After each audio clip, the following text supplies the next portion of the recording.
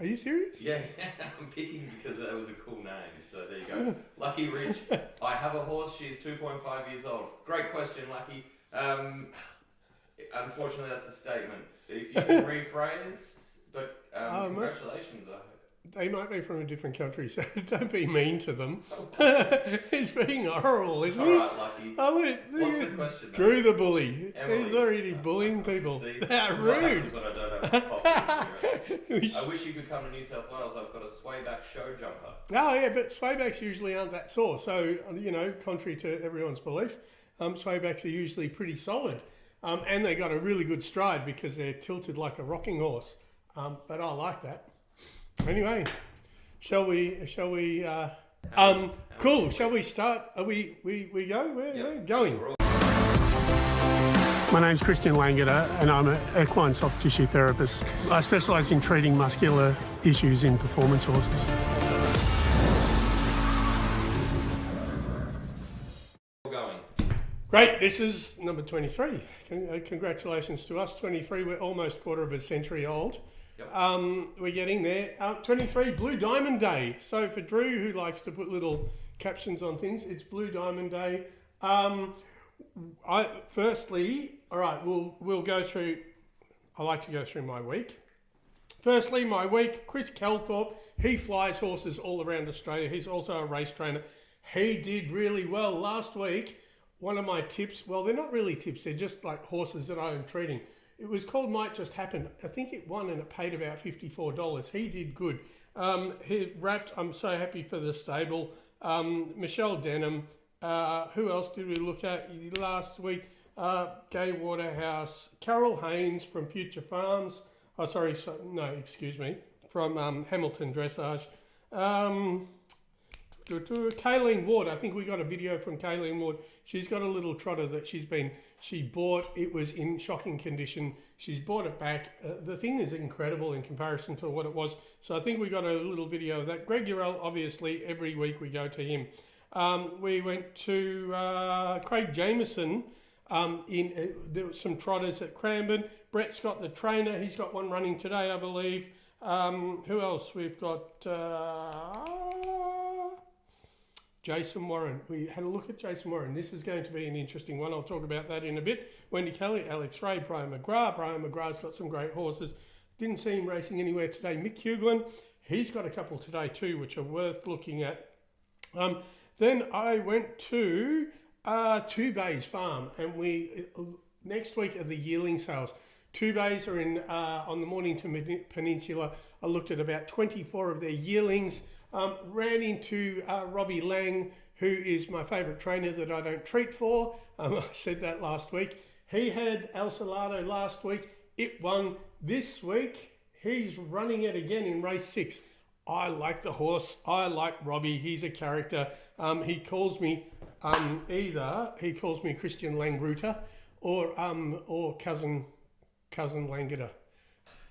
My vet has said my horse is just not a good mover. Very short stepping. Can you help with any advice for short stepping? Sure, it depends on what it is. If it's the feet or if it's the muscle or if it's the conformation. So if it's the muscle, I can definitely help. You need a therapist. If it's the feet, you need a farrier. If it's conformation, you're not going to be able to do much. Some of them are underangulated. They're going to step short.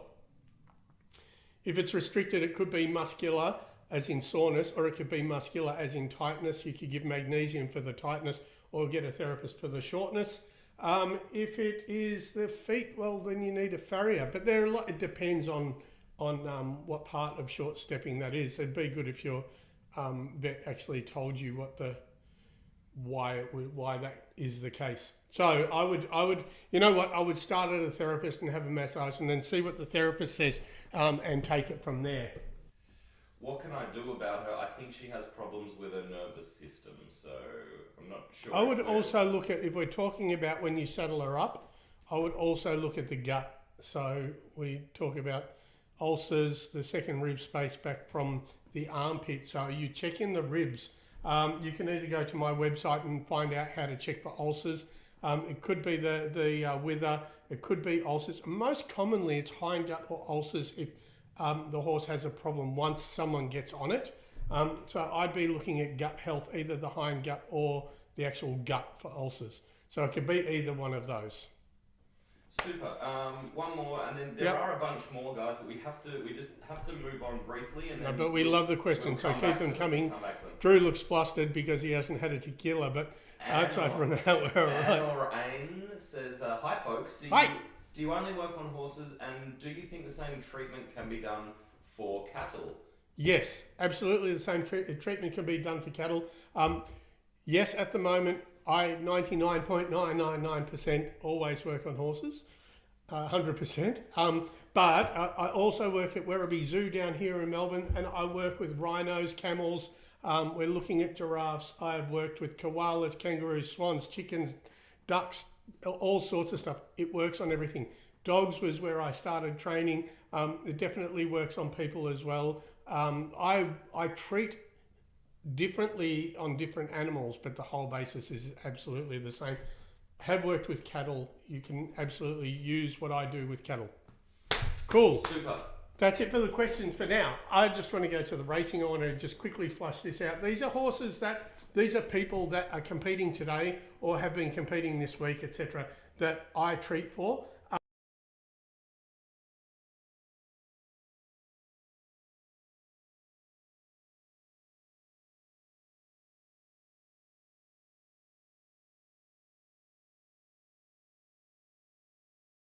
I'm sure I've missed plenty. Nathan Dunn, welcome back to having me working on you, and well done for Quebec at Moonee Valley for winning so easily after I treated it. There we go. Well done, you. Right. Thanks, mate. That's it. That's that. Just finishing up with Lucky Rich. Sorry, they've given more information. My horse stands on her rear legs and falls back with jockey on when we walk her before training. Maybe hind gut, but definitely have someone look at it. I think often there's hind gut, they're going to try to protect that part of their, like that loin area, for such a reactive reaction. Or it could be the mouth if they're hanging onto it too tight, maybe throwing its head. So if it's coming from the head, I'd look at around the teeth, the hyoid, the jaw. But if it's just going straight over, then I'd look at the hind gut, because that can happen. Super. Right. Shall we breeze through a video? Now we want to get to what we're here for, which is helping you guys understand your horses. We're going. Cool. All right. This is Andy. Andy's actually very sweet, but he can be grumpy. I just treated everything on Andy, and I just want to show you one part. This big muscle here. Now, if you think you've got a lower neck issue or you're finding weirdness in the front or in collection, I've already treated his neck all the way through his neck. I've treated this part. I've treated under here, which is the deep pec, but this is the descending pec, and you can see he's not real happy about it.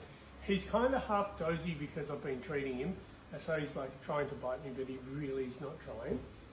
So, again, I always say you can, Karen's being pushed around by her own horse, you can actually use a machine or any sort of thing, or your hands on this. I'm doing it my own way, but this is pretty safe. There's nothing that you can get in the way of, so use your hands, use a machine, do whatever you like. We're having a saddle fitter as well. It's all happening here today at Hamilton. Anyway, so there's the difference while you're being pushed around, Karen. That's the difference. He no longer wants to bite you for it. So if you've got a little bit of a weird front, that's a muscle you might want to check. Thank God. Thank you. Now, who is the banana that put the subtitles right where my hand goes? That'd be me. Anyway, that was Andy. Andy is at Hamilton Dressage. He's had his feet totally reconstructed. He almost had his pedal bones protruding out the bottom of his foot. They've been doing so much work, it's probably taken about a year, and he's back and he's actually starting to work properly. So it's really interesting to watch him actually work. That descending pec is the main pec muscle. If you have problem in your front or if you're moving short in front, definitely check that. It is right. I'm going to guess for this one. There we go. It is right there. It's the main pec muscle. And when you check it, again, you can go to my free video on my website. You run across the fibers when you're checking any muscle. Don't go with the fibers and don't do weird little pinchy stuff. Like actually rip through the fibers, roll through whichever the way the fibres go across them when you're checking it. Emily Stuccotti. Right. I'm going to guess Emily's from Italy. We're guessing Italy, Emily. Yep. Just one question. Are there any good stretches I can do for him, the swayback horse? Oh, not necessarily related to being a swayback, but I would just make sure that his neck is not getting too jammed up because he's a swayback. He might have a predisposition to holding his head up. Just lateral carrot stretches. If you haven't looked at carrot stretches for the necks, just go onto YouTube and look for carrot stretches. But I would just say stretching the head either side with carrot stretches. And you can do underneath the legs to try to bring his back up. But I very rarely find swayback horses have a sore back. And that's really odd because we would expect that they should. But they don't. Very often they don't. Super. That's everything for the moment. Is it? You happy to carry on? I'm happy to carry on, Drew. How are we going? This is Lil at Melton. Melton. I'm in Melton. This is Kayleen Ward's horse. It's Lil, or race name's Loving Us. She's a trotter. There we go. Right. So I just wanted to show something on her because it's something that we don't often get, or I don't often see. I usually see either biceps femoris sore, which is where I say there's the poverty line, so it's on this side of the poverty line, or in jumpers, racehorses, if they're ridden incorrectly, I see this inner muscle, this big one, I see that sore. So it's usually one of those two. This is a really unusual one. So you've got biceps femoris, you've got semimembranosus, but this band here that goes on the outside, semitendinosus. I hardly ever see this, so it was worthwhile filming. And it looks like that, yeah? So Kayleen was saying that every time I treated her, she was good for a couple of weeks, and then she would get sore again. I probably could have missed this, I don't know. We also had hindgut issues in her. We've given Equisure, the hindgut issues have gotten better. So she's a complete waste off the horse. She's put on weight. I'm told that she's eating like crazy, which is really good to see. So hopefully we can just fix this little bit here. Again, with your horses, usually just check this one on this side of we call it the poverty line, or I do. Check on this side, or the semimembranosus on the inside there. I usually check that just underneath the tail. So we'll see how this will trade up easy. It's just an unusual, like I keep saying, just an unusual type of soreness that I don't often see. So I'm just going to sit here for a bit. Hopefully the wind doesn't mess with the filming. Pretty warm here at the moment, so we're thankful for the breeze, I can tell you. Anyway, there you go, right? So, just so you can see, I'm going to jump on the other side and show you what it did look like, because I haven't treated this side yet. Yeah? So it's not this, it's not in here, it's right there. So, I'm going to treat this, I'll leave you with it. Go check it on your own horse. Thanks. Are we right, Drew? Yeah. So that was what was interesting. Hi, Kayleen, if you're watching. What was really interesting about Kayleen's horse is I very often see semimembranosus and I see biceps femoris. I very rarely see semitendinosus, which was that particular one. I don't even have it on this, I would expect. Anyway, so I very rarely see that. It was really cool that I saw it on that one. She was a trotter. I'm not sure if it's got anything to do with pulling something like cart horses, etc. Semimembranosus is usually jumpers, or as I've always said, horses that jump out of the gate when racing, or show jumping, etc., or steeplechasers. Biceps femoris, usually if racehorses are worked properly, or if you make them, collect them and make them work from their bum. If you make them work as a whole horse, that's usually sore. Semitendinosus, really rare. I very rarely see it. So it was good to have had one. Good to be able to video it and show you. That horse also, Lily, also had a hindgut issue. The most common thing that I use for hindgut here is called Equisure. It is a bicarb product, but it's encapsulated, so it goes through the whole system and becomes active in the actual intestine. The reason why we're trying to make it active in the intestine is we're just trying to alkalize the hindgut. So if we have any lesions, sores, ulcers, etc., they can heal properly. It's just one way of making sure that the acid doesn't burn the sores and keep them active. So she's doing a lot of work with that horse. Hopefully she also competes well once she starts trotting again. Yeah. Alida and Caitlin, advice, stretch always before rides, ? Love you to post about them, good and bad. I guess any advice... Why is that happening? Sorry, everyone. Advice, stretch always before rides? Yeah. No, warm up and cool down before rides. And very much cooling down is just as important as warming up.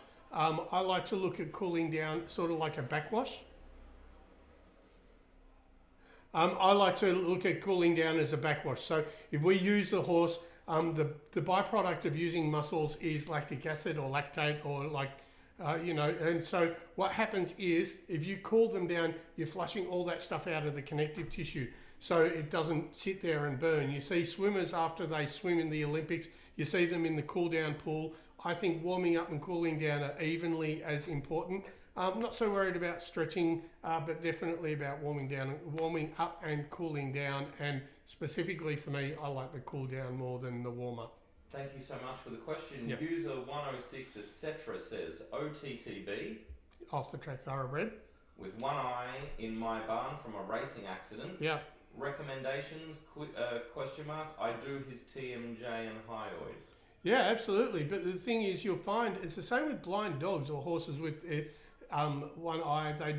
They seem to actually be quite resilient, and they don't seem to have too many problems just from the loss of an eye. So I would treat that horse as normally as possible. I wouldn't do anything different to what I would recommend with any other horse. But well done to you for taking it on and looking after it. But I would ride it as normal, and I wouldn't really expect that you would have any unique issues for having a blind horse in one eye or a loss of an eye. Kyle, I assume it's Kylie, but Kylie58 or Kyle, how do you work on the muscles on the inside of the hind leg? I have a very muscular Arabian. Yeah, I mean the same. You would need to not use a machine there, I would say, but you could just use your hands and stick them. Every horse, well, here in Australia, we rug a lot, probably too much actually. And every horse is used to having things going between their legs because we're always rugging. So here in Australia, treating a horse's inner like hamstring muscles or inner thigh muscles isn't that much of a problem because they're so used to having things between the legs that you should be able to do it fairly easily. If not, then it's not that difficult to get them used to it. So I would just stick my hand under there and find out which muscle it is by going across the fibers and then just massage that muscle. Usually if they're sore, they're going to appreciate that you're getting it. Fanny says, Servus from Hungary. Servus, Fanny, which is hello. Yeah, absolutely. Yeah. I love to kickstart the weekend with you. Now, cool. Thanks for Thank you. watching, Fanny, and I think I know why. You can grab the iPad, Chris. Sorry. Yes. We've got an email from Fanny that's come through, but it's not a video. So if you can just press the round button, the home button. Yeah. And then go into my emails. Yeah. And there should be one a few down that says, Langeder Equine. Yes. You can open that. It's already on it, maybe. So that's from Fanny. If you want to have a read. Am I reading that? Am I reading that? All right. I've been thinking of you this week more than usual because I managed to rupture my right shoulder on Sunday. Similarly, as you did last year. Oh wow, yeah. In a horse accident, I wanted to check the eye of our mare because it seemed she got something in it, holding her halter tight. I might have touched a painful spot. She exploded in the fracture of a moment, twisting her head away from me and rearing up. I didn't let her go as I usually keep hold of Elsa's. But all of a sudden twisted in my shoulder, heard it pop, not broken, but similar feeling. No power, extreme pain, 99%. It sounds like you've done supraspinatus, range of movement, but no swelling, no hematoma. I had both upper arms and shoulders damaged years ago riding accidents. I can't afford to take a month's sick leave. My veterinary physio practice, I'm scared to death of going to hospitals, especially thinking of surgery.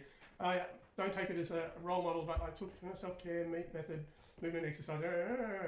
I can treat animals not taller than my elbow. Oh no, my question is, how could you sleep with your injuries in your shoulder, laying in bed for hours, not moving, the shoulder makes you madly sore.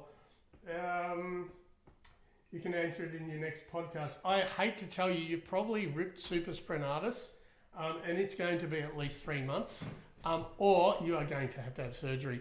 I definitely had surgery, but I ripped all the muscles off my shoulder. I would see someone that knows what they're talking about, because if you can't lift it, if it's a full thickness tear but you haven't broken, or they call them the cables, you should be right in 3 months. But if you've really ruptured your shoulder and it's not working, I hate to tell you, you're going to need surgery, just like I did. And then you're just going to have to be at peace with having a lot of time off. I had to have 7 months off. That was a lot of time, and my banks did not like that when I went to buy a house, and I liked it less. But that's the reason why we have my website. So do something else. Write a book. Build a website. Fanny is a physiotherapist. Yeah, I think it's brilliant. That's so cool. But sorry that happened to you, and at least she said in the email that because she's not sleeping, she can stay up and watch it. See, there's benefits. Win for us. Yeah, absolutely. I agree.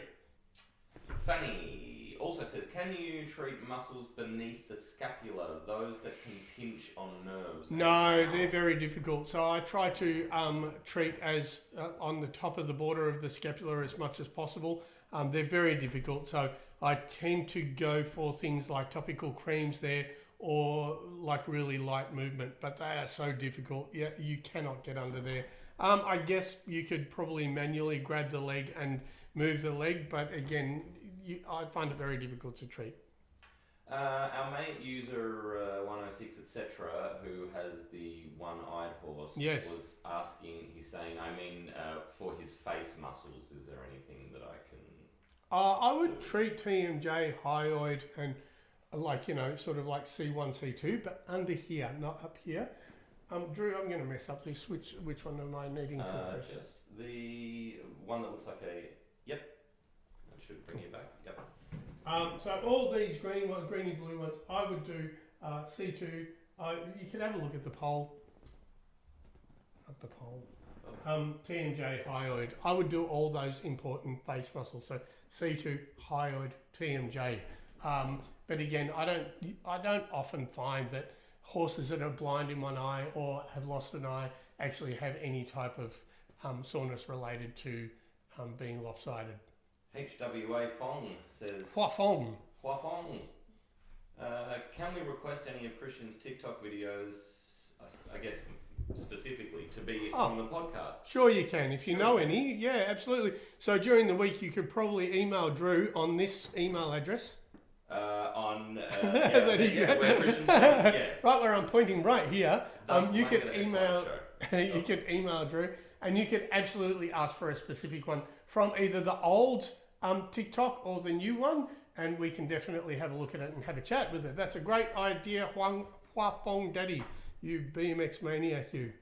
All right. Anyway, there we go. We're already over our half an hour, so. Oh, geez, it happens quickly. It does. All right, are we going? All right, we're at Hamilton. This is Fleur.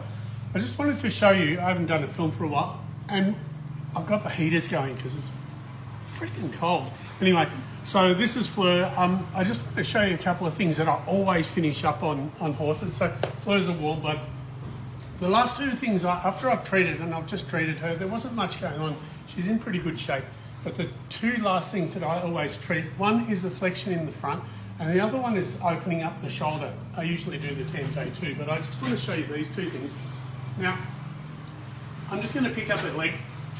Basically what I want to see is I want to see this touch this. Yeah, so sorry about the lead in the way, but I want to see the back of the fetlock touch the forearm, which she can do easily. You're going to find a lot of horses aren't able to do it. I also then run my fingers through. These are a whole bunch of muscles. They kind of, excuse me, Fleur, she's probably going to be silly, but they kind of slide like this, and I just run my fingers through them and break up any adhesions. So that's the first thing I do. When you pick that up, you might hear a pop in the knee. That's the knee.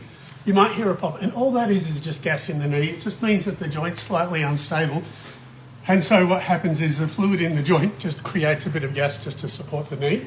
The next thing that I do is, which is going to look kind of weird to people who haven't seen it before, but this whole front shoulder Now her coming towards me actually helps, but this whole front shoulder should open up independently. Just jump around there so you can see the hole. It should open up independently from this. So it's the front deltoid, which is this muscle here. I'm just making sure that this is not stuck to that. So for two reasons, we'll get a free moving neck and we'll get a free moving shoulder, right? So again, when you open that up, sometimes you'll hear like a suction cup kind of sound and all that. There you go. And all that means is that the shoulder was stuck there. And that's connective tissue, that's fascia. It's just, if it's inflamed and it gets dried out, what happens is that the deltoid will stick to the neck. So all we do is just grab it, open it up, rock it, and just flick it over. Just going to jump over the other side and do the same thing. It's very flat. Now Flair's a bit of a fidget, but anyway, so once again, I just pick up the leg, make sure that that touches that. Again, if it doesn't, you might have either a tight digital flexor, a tight extensor, so you can just roll through either of those, or you could have any kind of like bony changes in the knee. So, excuse me, and then just open up the shoulder. Good girl. All right, so there you go. So flexion in the leg, opening up the front deltoid. Thanks.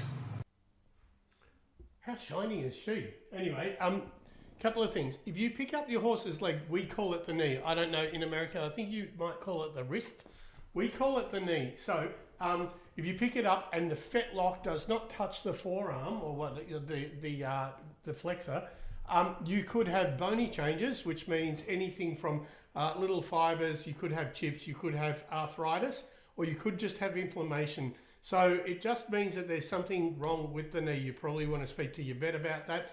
Unless when you roll through the muscles and you loosen it up, it then goes. Happens a lot in older horses, happens a lot in racing. It's usually on the inside leg in any type of racing or performance, because that's the one that takes most of the pressure. If you hear it pop, that doesn't mean much. It just means that the joint is slightly unstable and the fluid inside the joint produces gas to try to stabilize that knee. So when you lift it up and it pops, it just means that the gas is being released. It'll make the knee move more easily, but you want to make sure that you look after all that soft tissue, or the digital flexor and digital extensors. Make sure that the muscles are all sliding nicely, and you do that by just rolling across the muscles. With the shoulder, there are a couple of things. Firstly, it's really difficult to do if you've never done it before. But give it a crack, have a look, see if you can open up that shoulder. I have a few videos on me doing it. There is one thing that I remember when people were asking me about the shoulders is I hook my leg onto the front leg of the horse to actually, they asked why I do that, is just to stop the horse from moving, and also it encourages the horse to kind of look towards me. So when the horse looks towards me, I can actually get in and open it up more easily. If the horse looks away, you almost have no chance of opening up that shoulder.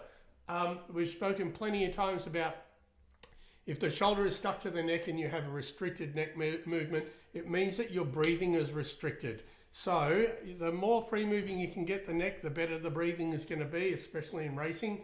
Dressage not so much because they hold themselves in a frame, but definitely for racing, it's way better breathing, better performance, better movement. Carl 58 says, do you find that the tail is clamped down when muscles in Pandora's box are tight? No, no. I would expect that things like the soreness that Drew's experiencing at the moment, so any sciatica, any hamstring stuff usually, or coccygeus is another one usually that'll be tight. You'll see that there are people who pull the tail often. That's fine, you can do that, but I often find if they're tight and they're actually doing it to one side or another, it's usually going to be either the medial glute, which is the bum. I guess that relates to Pandora's box, kind of, but definitely the hamstring. So I'd be more inclined to go for the hamstrings than anything else. I found this video on TikTok and wanted your opinion on. Ooh.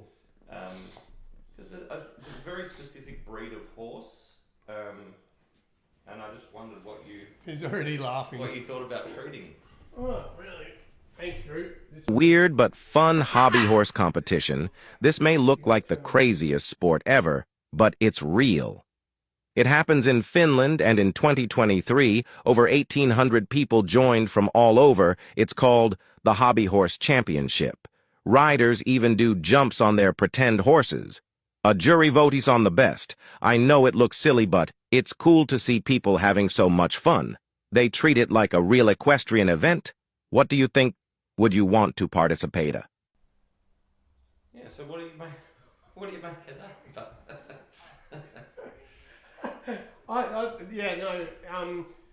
So I think that's I just Insanity? I just have no words for it. I hope that people who are watching aren't actually hobby horse enthusiasts. I don't know. What do you like? I don't know. They don't have much in the way of muscles. The old hobby horse. They don't. It's like very skinny from the head down. Very skinny from the head down. And in that case, I would imagine that it is always the pole. It's always, yeah, well, they would definitely have pole problems and mental issues. Yeah. The other. Anyway, if there are hobby horse athletes out there, I apologise, but yeah. Thanks, Drew. Thanks for that. Thanks for keeping the mood light. And what the fuck? Yeah. Really? Seriously. Anyway, good to see that they're getting out there and entertaining themselves. Yeah. Went down a bit of a rabbit hole, and no. they actually take it very seriously. Yeah, good. All right. Well, don't follow me. All right. That's it. Well, let's finish up. That's show 23. We're going to stick with the TikTokers for a second just to see if they have any extra questions, and then we're out of here. But for the YouTube thing, like, subscribe, go to my TikTok, join up. Hopefully we still get the older one. We haven't heard anything about that yet. But thanks for watching, and we shall see you next time. There's 23 done.